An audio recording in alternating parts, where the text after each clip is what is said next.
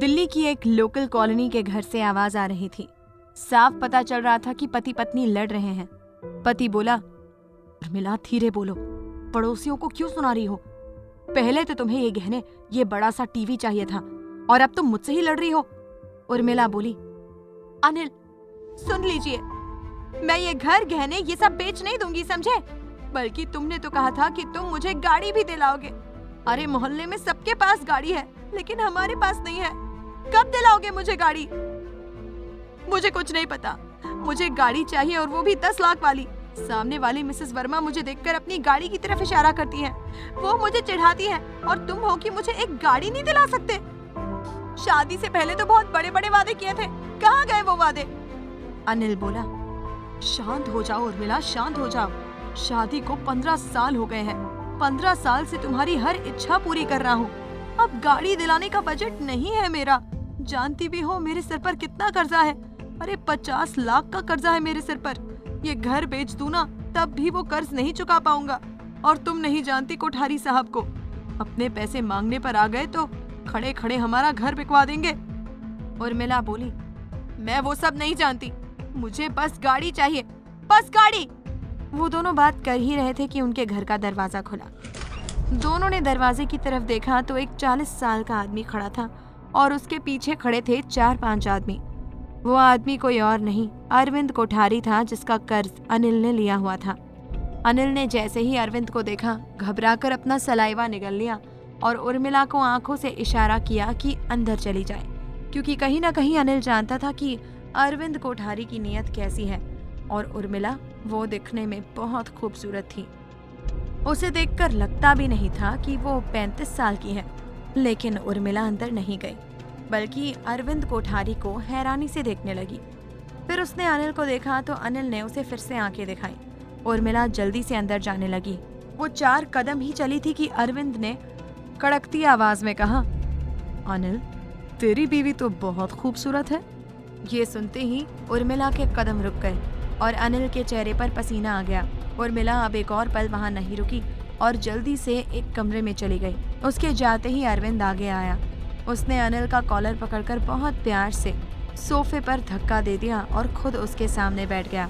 फिर बोला, हाँ तो मेरे 50 लाख कब देगा? अनिल ने घबराते हुए कहा, कोठारी साहब बहुत जल्द दे दूंगा, बस कुछ वक्त और दे दीजिए।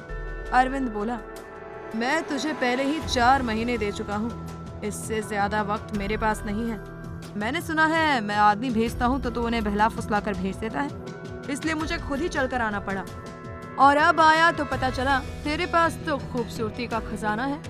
चल एक डील करते हैं, तू अपनी बीवी मेरे पास भेज दे और मैं तेरा 50 लाख का कर्जा माफ कर दूंगा। ये सुनकर अंदर कमरे में बैठी उर्मिला की धड़कनें तेज हो गई। अनिल झटके से अरविंद के पैरों में बैठ गया और बोला, ऐसा गजब मत करिए कोठारी साहब, मेरा हंसता खेलता परिवार है। अरविंद ने एक सिगरेट सुलगाई, एक कश लिया और धुआं अनिल के चेहरे पर छोड़ते हुए बोला, अनिल तू जानता है मेरी एक ही कमजोरी है और फिलहाल मेरी कमजोरी साड़ी में कमाल लग रही है। देख अनिल, कुछ रातों की तो बात है, तेरा 50 लाख का कर्जा माफ हो जाएगा। सोच ले मैं तुझे कितना अच्छा ऑफर दे रहा हूँ और तू है कि मेरे पैरों में आकर बैठ गया। सोच ले, तेरी मर्जी है, या तो मुझे 50 लाख रुपए दे दे, मैं उठकर चला जाऊंगा, या फिर अभी अभी जिसे तूने अंदर भेजा है उसे दे दे, तेरी मर्जी। अरे 50 लाख तो किसी औरत की कीमत नहीं होती। मैं तो तुझे इज्जत दे रहा हूँ कि तेरी बीवी की कीमत ज्यादा लगाई है। अनिल की आंखों में पानी आ गया और उर्मिला के अंदर हाथ पैर कांपने लगे। अनिल ने फिर हाथ जोड़कर कहा, ऐसा मत कीजिए कोठारी साहब, मैं हाथ जोड़कर कहता हूँ मैं ये घर बेच दूंगा, बहुत जल्द आपका कर्जा चुका दूंगा। कोठारी ने पूरे घर को देखा। बहुत बड़ा घर नहीं था, 2 कमरों का ही तो घर था। कोठारी बोला, ये 50 लाख का नहीं बिकेगा और बिक भी जाएगा तो अभी तो नहीं बिकेगा, और जब तक तू मुझे पैसे नहीं देगा मैं उठकर नहीं जाने वाला। अनिल ने अपना सिर कोठारी के पैरों में रख दिया और कोठारी ने सुलगती सिगरेट अनिल की कमर पर रख दी। अनिल की तो जैसे जान ही निकल गई। वो थोड़ा सा दूर हुआ तो कोठारी ने हंसते हुए कहा, तेरे गिड़गिड़ाने से मुझे फर्क नहीं पड़ता। मैं आया, मेरी नजर तेरी बीवी पर पड़ गई, अब मुझे वही चाहिए। अनिल कुछ बोलता उससे पहले ही दरवाजे से एक लड़की अंदर आई, लगभग 22 साल की, बेहद खूबसूरत। उसके हाथ में सब्जियों का थैला था, शायद बाजार से आ रही थी। अरविंद कोठारी उसे देखकर ठहर ही गया। वो लड़की कॉटन के सूट में भी कमाल लग रही थी। माथे पर पसीना, बालों का जूड़ा बना हुआ, थोड़े से बाल गालों पर गिरे हुए, मोटी मोटी आंखें, दूध सा गोरा रंग। अरविंद की नजर उसी पर टिक गई। एक सेकंड के लिए वहां सन्नाटा पसर गया। अनिल बोला, सुकृति अंदर जा। सुकृति ने हाँ में गर्दन हिलाई और तेज कदमों से अंदर गई। लेकिन वो अंदर जाती उससे पहले ही अरविंद कोठारी ने तेज आवाज में कहा, सुकृति नाम है तुम्हारा? सुकृति की सांसें रुक गई। उसके कदम अब आगे नहीं बढ़ रहे थे। उसने फिर भी हिम्मत करके एक कदम आगे बढ़ाया। इतने में अरविंद ने फिर से कहा, सुकृति यही नाम है ना तुम्हारा?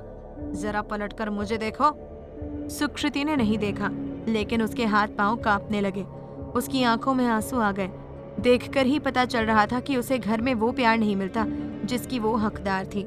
अरविंद ने अनिल को देखा, उसका कॉलर पकड़कर अपनी तरफ खींचा और बोला, ये लड़की कौन है? अनिल ने डरते हुए कहा, मेरी बहन की बेटी है। अरविंद के चेहरे पर मुस्कान आ गई। तो फिर मुझे सुकृति दे दे, तेरा कर्जा माफ हो जाएगा। अनिल की आंखें हैरानी से फैल गईं। उसे समझ नहीं आया कि क्या करे। इतने में अरविंद ने फिर चिल्लाकर कहा, सुनाई दिया तुझे? चल सुकृति को दे दे। उसने अपने एक आदमी को इशारा किया। वो आदमी सीधा सुकृति के पास गया, उसकी बाजू पकड़ ली और खींचने लगा। सुकृति के हाथ से सब्जियों का थैला गिर गया। वो आदमी उसे खींचता हुआ अरविंद के सामने ले आया। अरविंद ने सुकृति को ऊपर से लेकर नीचे तक देखा और बोला, क्या बात है अनिल, तेरे घर में खूबसूरती की कमी नहीं है। मुझे तो लगा तेरी बीवी ही सबसे सुंदर है, लेकिन ये लड़की, ये तो कमाल है। कुछ दिनों में तुझे वापस दे जाऊंगा, मेरे पैसे भी वसूल हो जाएंगे और तेरा कर्जा भी उतर जाएगा। सुकृति ने ना में अपनी गर्दन हिलाई और गिड़गिड़ाते हुए बोली, ऐसा मत कीजिए, प्लीज ऐसा मत कीजिए। मैं आपके आगे हाथ जोड़ती हूँ, पैर पकड़ती हूँ, प्लीज ऐसा मत कीजिए। इतना कहकर वो अरविंद के पैरों में गिर पड़ी। अरविंद ने उसके बाल पकड़कर उसे ऊपर उठाया और बोला, सच कहता हूँ सुकृति, इतनी खूबसूरत लड़की मैंने पहले कभी नहीं देखी, कभी भी नहीं। अरविंद कोठारी को लड़कियों की कमी नहीं है, लेकिन तुम जैसी ऐसों की तो बात ही अलग है। इतना कहकर उसने सुकृति को हल्का सा धक्का दिया। सुकृति जमीन पर गिर गई। अनिल बोला, ऐसा गजब मत कीजिए, मैं आपके हाथ जोड़ता हूँ। तभी अंदर से उर्मिला आई। उसने अनिल की बाजू पकड़कर उसे उठाया और बोली, पागल तो नहीं हो गए हो? क्या कर रहे हो? कोठारी साहब के सामने बोलने के लायक भी नहीं हो और तुम उनसे जुबान लड़ा रहे हो। अगले ही पल उर्मिला ने कोठारी को देखा और हाथ जोड़कर बोली, हमारे पास पैसा नहीं है, आप अगर सुकृति को ले जाना चाहते हैं तो लेकर जा सकते हैं। ये सुनकर सुकृति की आंखें हैरानी से फैल गई। उसकी आंखों में आंसू आ गए। वो उर्मिला को देखकर बोली, मामी ऐसा मत करो, मैं तो सारे घर का काम करती हूँ, आप जो कहती हैं वैसा ही करती हूँ, मुझे छोड़ दीजिए, उस आदमी के साथ मत भेजिए, प्लीज प्लीज मत भेजिए। उर्मिला ने सुकृति की बातों को इग्नोर किया और अरविंद कोठारी को देखकर बोली, देखिए हम बहुत गरीब हैं, हमारे पास पैसा नहीं है। अगर आपको लगता है कि सुकृति हमारा कर्ज उतार सकती है तो ऐसा ही सही, आप इसे ले जा सकते हैं। अरविंद के चेहरे पर मुस्कान आ गई। वो खड़ा हुआ और सुकृति की बाजू पकड़कर बोला, सही कहा तुमने, चलो तुम्हारा कर्जा माफ करता हूँ, लेकिन अब सुकृति को भूल जाना। जब मेरा मन करेगा या मन भर जाएगा मैं इसे यहाँ फेंक दूंगा, समझे? अनिल तो आंखें फाड़े अरविंद को देख रहा था, जबकि उर्मिला ने हाँ में गर्दन हिला दी। अरविंद सुकृति को लेकर वहाँ से जाने लगा तो सुकृति फिर से गिड़गिड़ाई, प्लीज मुझे छोड़ दो, प्लीज मेरे साथ ऐसा मत करो, मामी प्लीज, मामा प्लीज मुझे बचा लो, मामा मामा प्लीज मामा। लेकिन ना तो अनिल कुछ बोला, ना ही उर्मिला ने उसे बोलने दिया। अरविंद सुकृति को खींचता हुआ घर से बाहर ले आया। उसने सुकृति को गाड़ी में लगभग धक्का दिया और खुद उसके पास बैठ गया।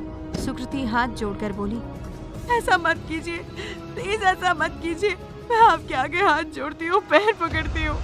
लेकिन अरविंद को सुकृति का गिड़गिड़ाना ही एक संतुष्टि दे रहा था। अरविंद सुकृति को जबरदस्ती अपने फार्म हाउस में लेकर आ गया। उसने सुकृति को एक कमरे के अंदर धक्का दिया और खुद दरवाजा बंद कर दिया।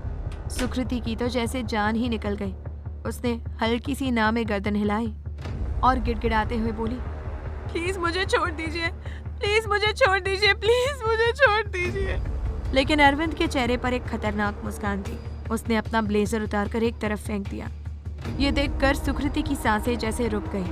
वो कांपते हुए पीछे हटती गई और हाथ जोड़ते हुए बोली, मैं आपको नहीं जानती, मैंने आपका कुछ नहीं बिगाड़ा, प्लीज मुझे जाने दीजिए, प्लीज मुझे जाने दीजिए। क्या कोठारी सुकृति की जिंदगी बर्बाद कर देगा या सुकृति यहाँ से भागने में कामयाब होगी?